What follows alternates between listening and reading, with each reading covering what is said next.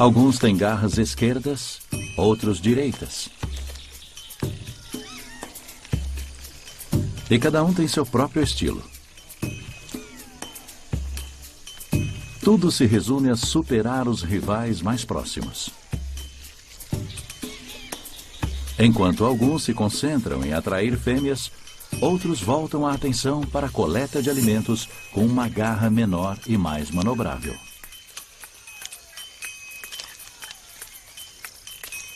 Os bancos de lama ficam expostos por poucas horas, e alimentos microscópicos exigem uma grande coleta.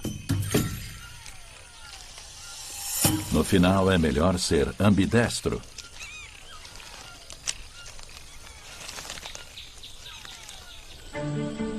Mas comida e namoro ficam em segundo plano quando surge um perigo. Esquadrões de guarás chegam para aproveitar a abundância do estuário. O caranguejo violinista compõe 2/3 da dieta dessa ave e dá a ela sua cor brilhante.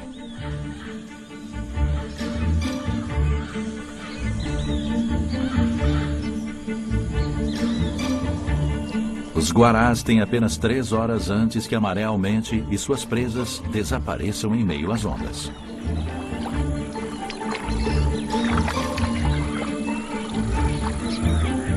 Mais aves reúnem-se nos principais pontos de alimentação.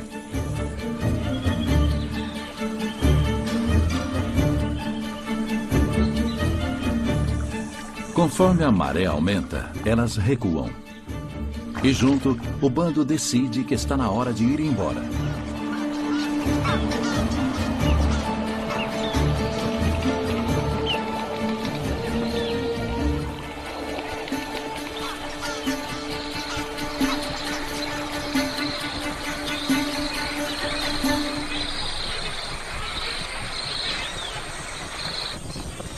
Com a maré alcançando seu ponto máximo, sobram poucos lugares para os guarás reunirem-se. Mas no final da tarde, ondas e mais ondas destas aves escarlates rumam para longe do delta. Os adultos são acompanhados por jovens de cor suave, que ainda não desenvolveram a plumagem vívida de seus pais. Bandos vindos de todo o delta escolhem as mesmas árvores altas, ficando o mais longe possível de predadores. Os guarás têm esta cor chamativa e só ficam seguros em um bando tão numeroso.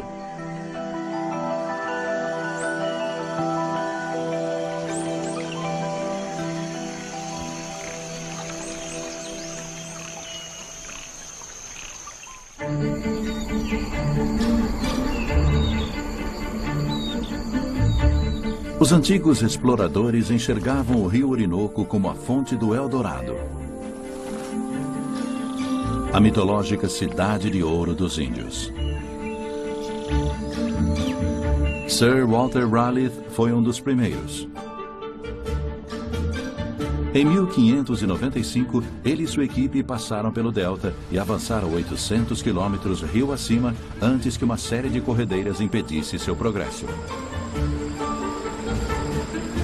Estas águas turbulentas são repletas de oxigênio e atraem vastos cardumes de peixes, que por sua vez atraem predadores famintos. Os biguás chegam mais cedo a cada manhã, prontos para um dia de pescaria. Os jacarés do Pantanal ficam à espreita no raso. Há uma hierarquia estrita entre eles, e cada um tem um ponto fixo na margem do rio. Quando posicionados, eles esperam com a boca aberta até que o café da manhã cruze seu caminho.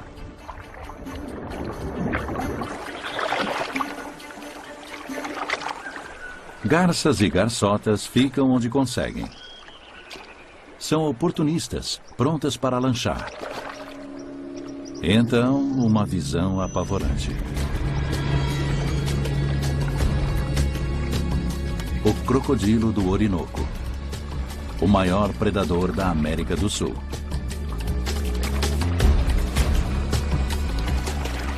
Eles chegam a ter 5 metros de comprimento e sua cauda poderosa o impulsiona em grande velocidade. O focinho estreito corta a água com facilidade. Ele é um especialista em peixes. Mas no frescor da manhã, os crocodilos de sangue frio levam um tempo para usar sua velocidade, permitindo que os biguás aproveitem primeiro.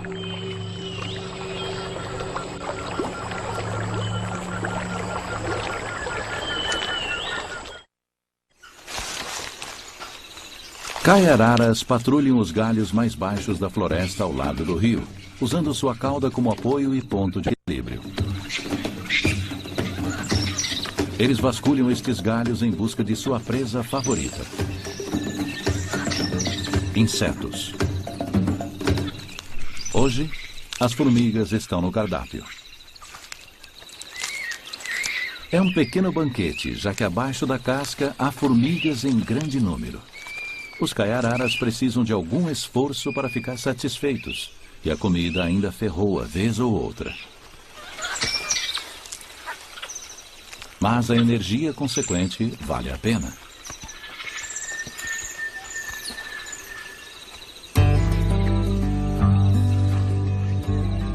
A sociedade dos caiararas tem uma hierarquia rígida.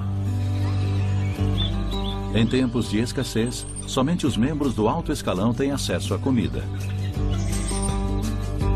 Eles vivem em grupos de até 30 indivíduos, e cuidar de aliados é recompensador. Depois de terminada a tarefa, eles se dão ao luxo de descansar após o trabalho da manhã.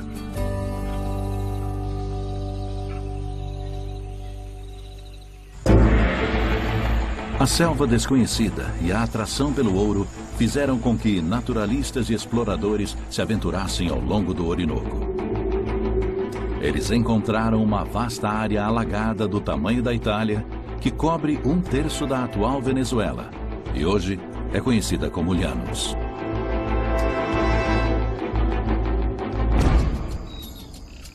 Os Llanos são uma das melhores regiões para a vida selvagem na América do Sul e o reino do maior roedor do mundo,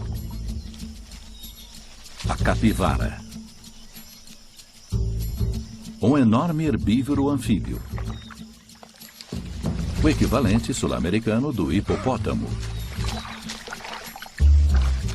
Com patas largas e olhos e nariz no topo da cabeça, ela é perfeitamente adaptada para a vida no pântano.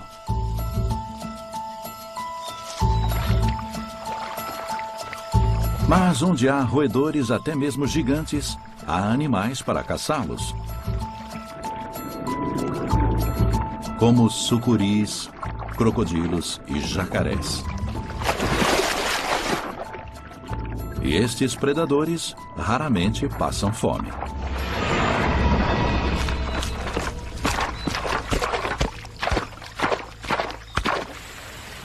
Durante a estação chuvosa de 6 meses, os Llanos são atingidos por temporais.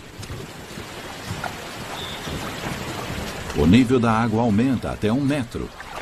Grandes faixas de terra desaparecem. A chuva afeta todos os aspectos da vida dos animais dos Llanos. Para alguns, é a época de reprodução.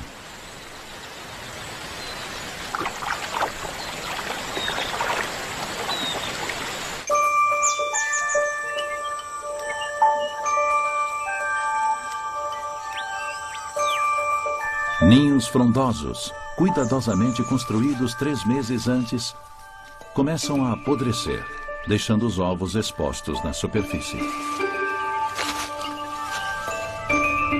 O construtor do ninho fica de olho.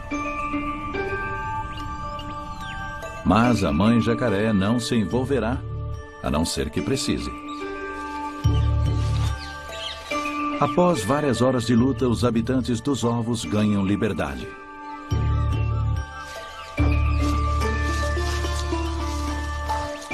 Em minutos, cada vez mais irmãos emergem. Pode haver 60 ovos em uma única leva.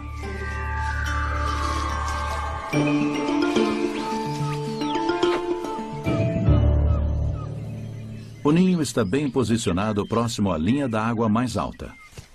Os jacarés recém-nascidos têm muitos predadores. Seu instinto de sobrevivência os manda ir direto para a água.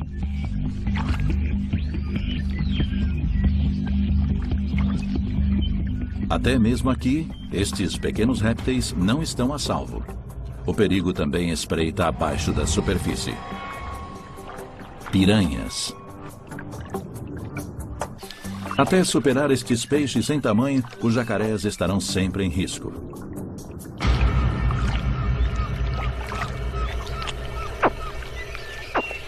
Alguns não chegam tão longe. O caracará do norte normalmente se alimenta de animais mortos. Mas um ninho desprotegido é tentador demais para resistir. Este caracará impulsivo terá uma surpresa. Mesmo tomando seu primeiro fôlego, o jacaré que acabou de sair do ovo revida.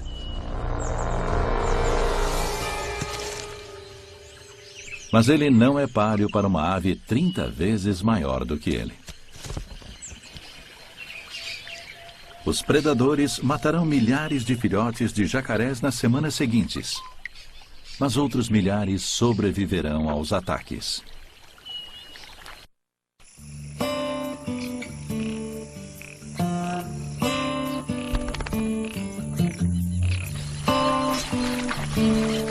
Na sociedade das capivaras, o macho mais forte tem direito a mais fêmeas. Nos Llanos, há tantas capivaras que sempre surge um desafiante ao título.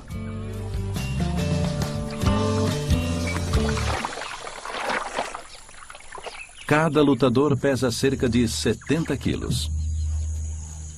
Esta é a disputa dos pesos pesados do mundo dos roedores.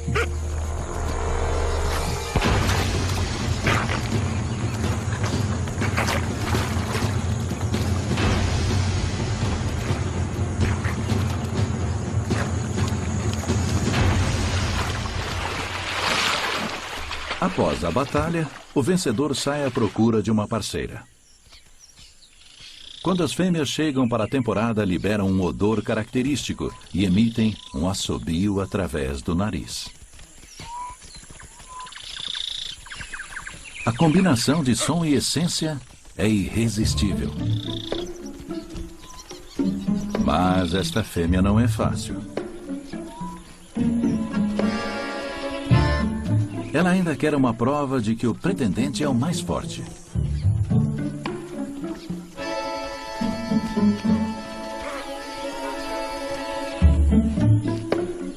Os roedores enamorados correm atrás das fêmeas por horas. Somente os avanços de outro macho impedem o progresso de um Romeu.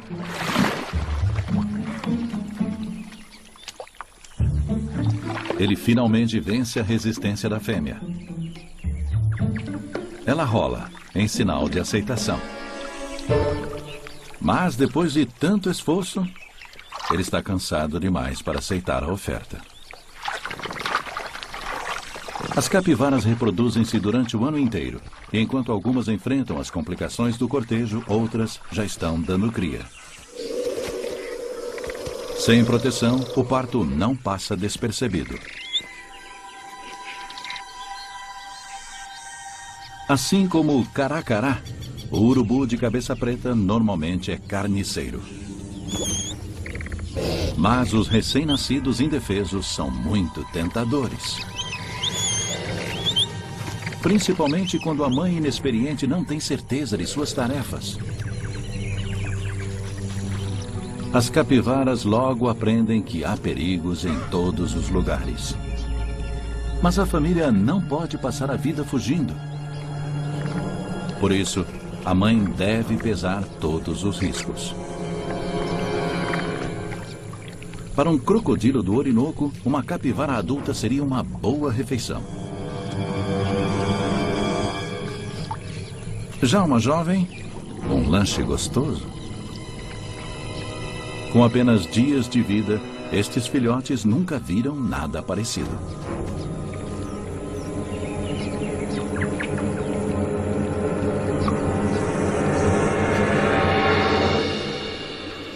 Mas o crocodilo enorme parece mais interessado em pegar os raios de sol do que os roedores. Ele precisa se aquecer antes de pensar em caçar. Além disso, ele prefere peixes a capivaras. Além de ser um dos maiores crocodilos do mundo, o crocodilo do Orinoco é um dos mais raros. Na metade do século XX, centenas de milhares de crocodilos foram mortos devido à sua pele. Atualmente, pode haver apenas 250 deles na natureza. Todos vivem na bacia do rio Orinoco e a maior parte é encontrada nos llanos.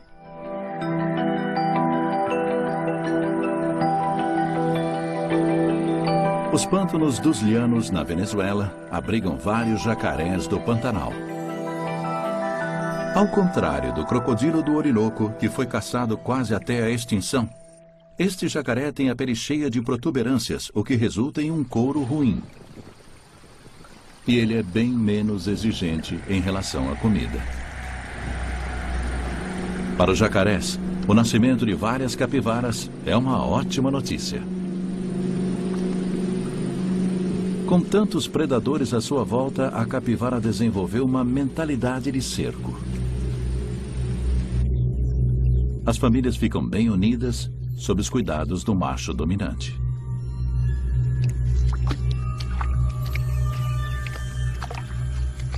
Enquanto os filhotes brincam, as fêmeas emitem sons para se tranquilizarem.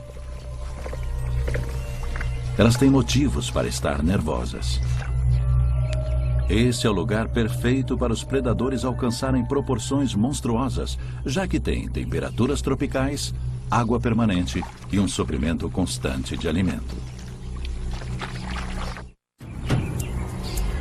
A sucuri pode pesar mais de 200 quilos, o que faz dela a maior cobra do mundo.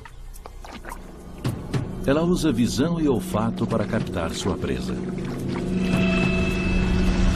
Uma família de grandes roedores é um alvo tentador. As capivaras identificam o perigo com rapidez e instintivamente correm para a água. Mas é uma decisão arriscada. Um dos filhotes separa-se do grupo. Um erro fatal.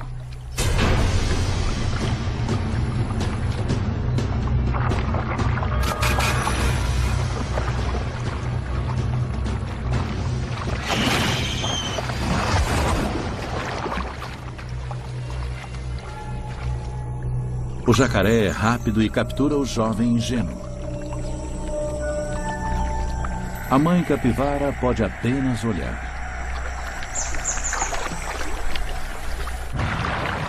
Com as piranhas aproximando-se, o jacaré precisa encontrar um lugar para devorar seu prêmio em paz.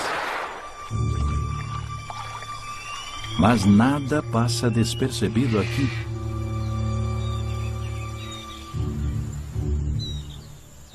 Os urubus de cabeça preta logo veem a movimentação. Após o esforço da caçada, o jacaré está exausto, mas deve engolir a presa antes que os carniceiros criem coragem para se aproximar. Com dentes projetados para agarrar e não para cortar, o jacaré tem sua própria técnica para desmembrar uma presa.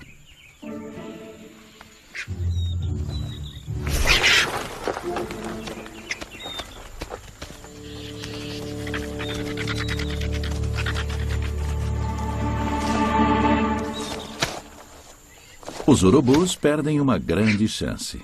Apenas um consegue pegar um bocado.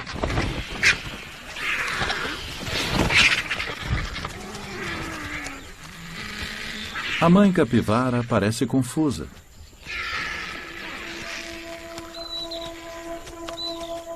Ela é atraída até o local, mas parece não saber o que fazer. O jacaré toma uma atitude. A mãe luta para entender o que está acontecendo. O cheiro de seu filhote ainda está no ar.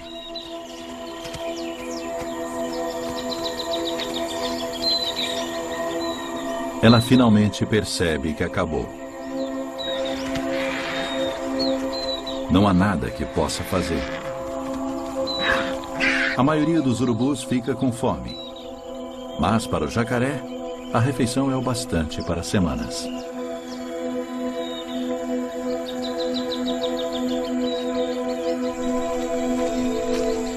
Ao anoitecer, as capivaras seguem para a terra firme. Ficar longe da água é mais seguro.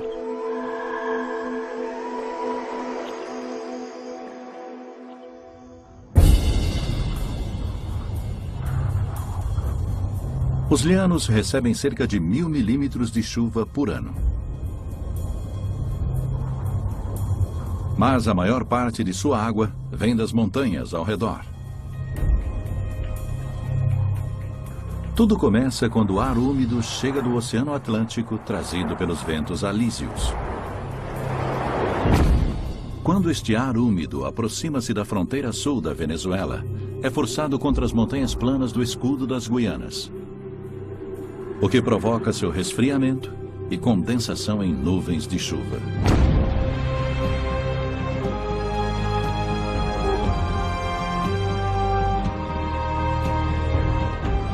Estes monumentos espetaculares são um vestígio de um poderoso platô de arenito com mais de 1 bilhão e 800 milhões de anos e estão entre as montanhas mais antigas da América do Sul.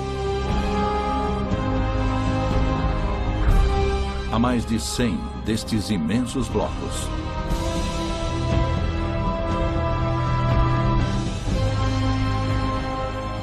Menos da metade foi explorada.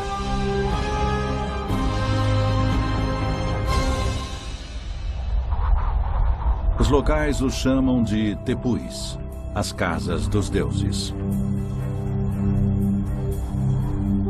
O mais alto, com mais de 2.800 metros, é o Monte Roraima.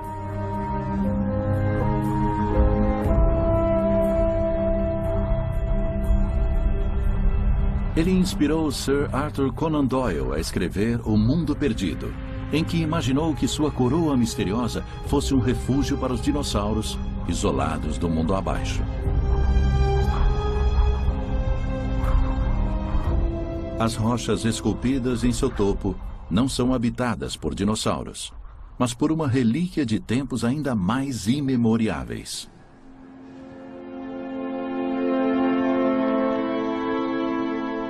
Um sapo minúsculo, do tamanho de uma unha.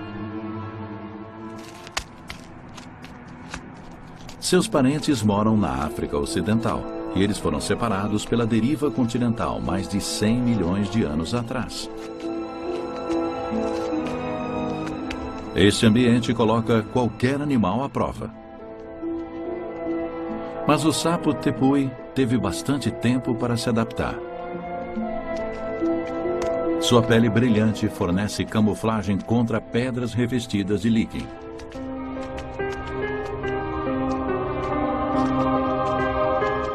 Sua cor preta significa que ele se aquece rapidamente quando o sol brilha.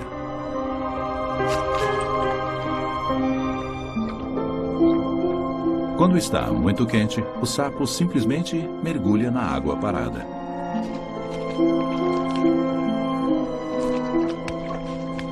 Seu dedo opositor o ajuda a lidar com pedras escorregadias. Mas há pouco alimento para um sapo aqui. Somente alguns insetos trazidos pelo vento. E este pequeno sobrevivente do Monte Roraima enfrenta uma competição dura, de uma fonte improvável. Por milhões de anos, a maior parte dos nutrientes do Monte Roraima foi levada pela chuva. Na pedra, até as plantas mal conseguem sobreviver. Mas algumas encontraram um meio de prosperar. Elas tornaram-se carnívoras.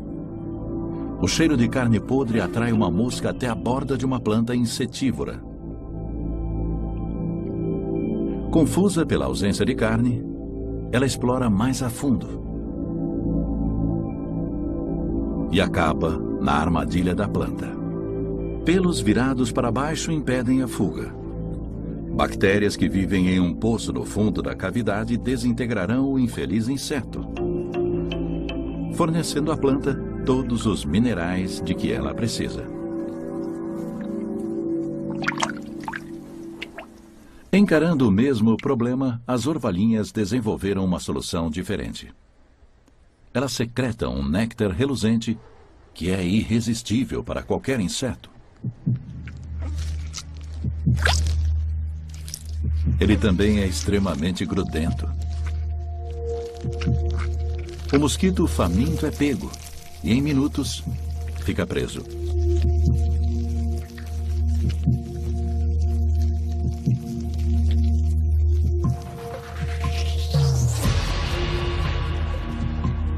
Em dias, os fluidos vitais do mosquito serão absorvidos. A orvalhinha terá sua cota de nutrientes o suficiente para mantê-la por meses.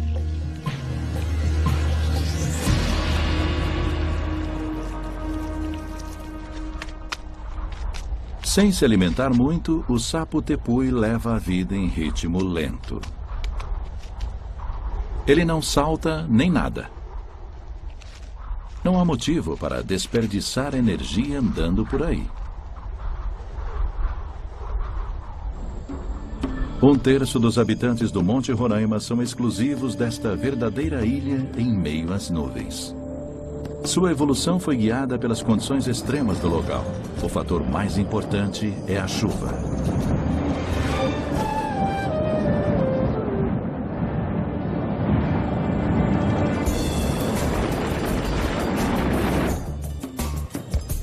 Chove quase todo dia, o que faz do Monte Roraima um dos lugares mais úmidos da Terra. Até 4.000 milímetros de chuva caem todo ano.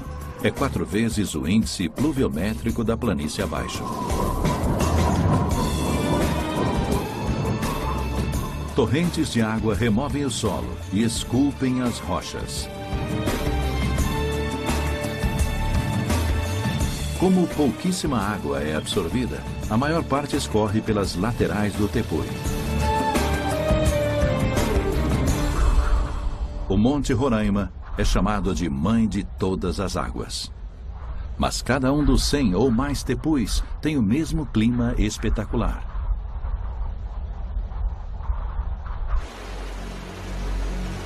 Mas em nenhum lugar o resultado é tão magnífico quanto em Ayantepui, a Montanha do Diabo.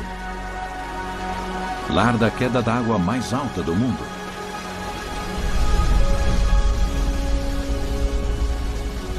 O Salto Angel. Ela tem quase 1 quilômetro do topo até o fundo. A cachoeira foi batizada em homenagem a um piloto americano atraído até o local pelo desejo por ouro. Assim como exploradores anteriores, Jimmy Angel não conseguiu encontrar o metal e sofreu um acidente com seu avião no cume do Ayantepui durante a tentativa.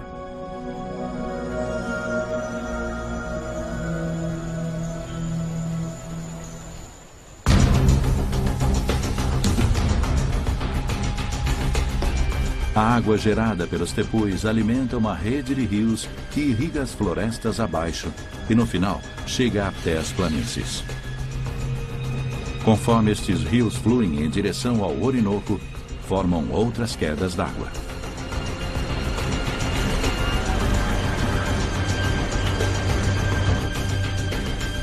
Mais de 200 afluentes servem o rio Orinoco. Mas pode haver apenas uma nascente. Somente em 1951, uma expedição do exército venezuelano localizou a nascente na fronteira com o Brasil, na Serra Parima. 453 anos depois que Colombo viu sua foz pela primeira vez, a nascente do Orinoco foi descoberta. Em outubro. Isso não pode.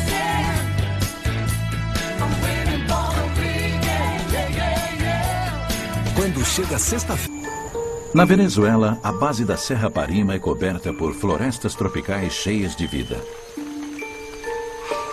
Criaturas da selva dividem a floresta entre si. Em todas as alturas, há uma batalha pela sobrevivência. Alguns dependem de camuflagem. Outros, de veneno. Os anfíbios mais bem protegidos são os sapinhos ponta de flecha. Eles anunciam sua toxicidade com cores chamativas. O veneno vem de sua dieta, um coquetel de besouros e formigas. Ele é tão forte que somente tocar o animal é o bastante para matar um homem. Esta perereca venenosa de faixa amarela é uma das quase 300 que existem na Venezuela. Muitas delas são encontradas nas selvas úmidas que cobrem a nascente do rio Orinoco.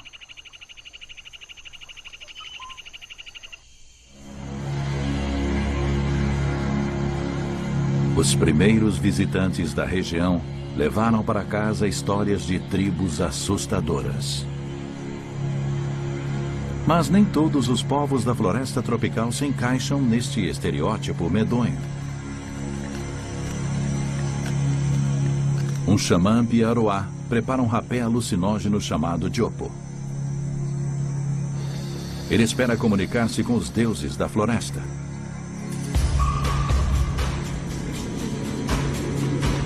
Sua mente e espírito elevam-se.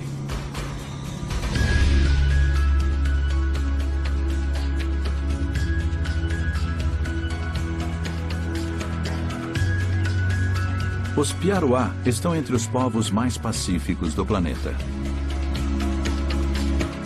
Eles acreditam que qualquer homem que mate outro sofrerá uma morte horrível. Por isso, o assassinato é desconhecido em sua sociedade. Mas eles creem que seus deuses são violentos e originaram as criaturas perigosas que habitam a selva. Em seu transe, o xamã tenta trazer os deuses para seu lado.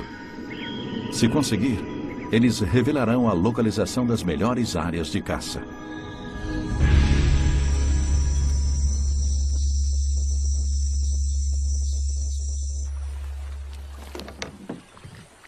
Na manhã seguinte, armado com a visão do xamã, seu filho segue para a floresta.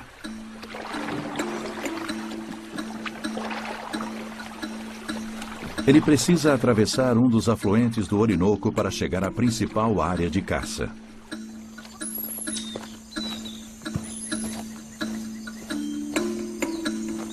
Petróglifos, entalhes na pedra de 1000 anos, revelaram que pessoas caçavam nesta região muito antes de Cristóvão Colombo chegar à América.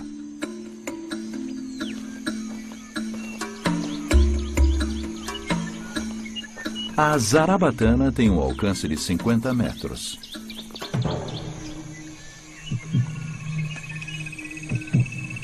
As flechas são feitas com asas de algodão.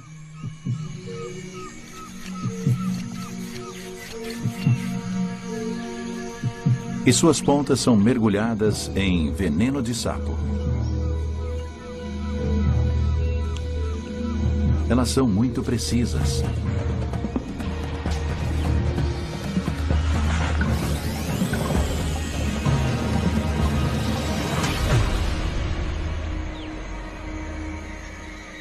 Um pararu azul é rapidamente abatido. Os animais da selva geralmente são pequenos, então o caçador coleta o que estiver disponível. Ele busca por um favorito. Ele sabe onde procurar. Tocas de rato sem uso no solo seco.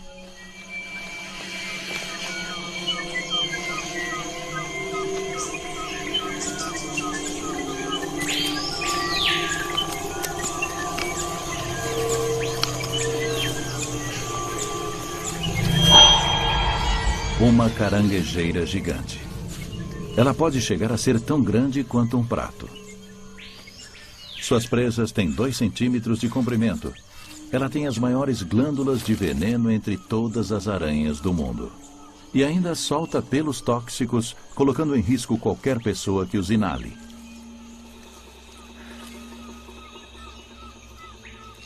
Mas os piaruá são caçadores de aranhas experientes.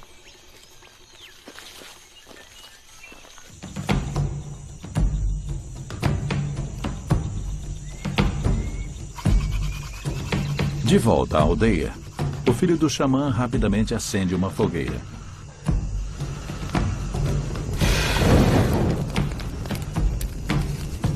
Então queima os pelos urticantes da caranguejeira. Assar a aranha leva minutos. Suas juntas assobiam quando ela está pronta. A caranguejeira é surpreendentemente carnuda e tem sabor de camarão assado. Só é preciso tomar cuidado com as presas.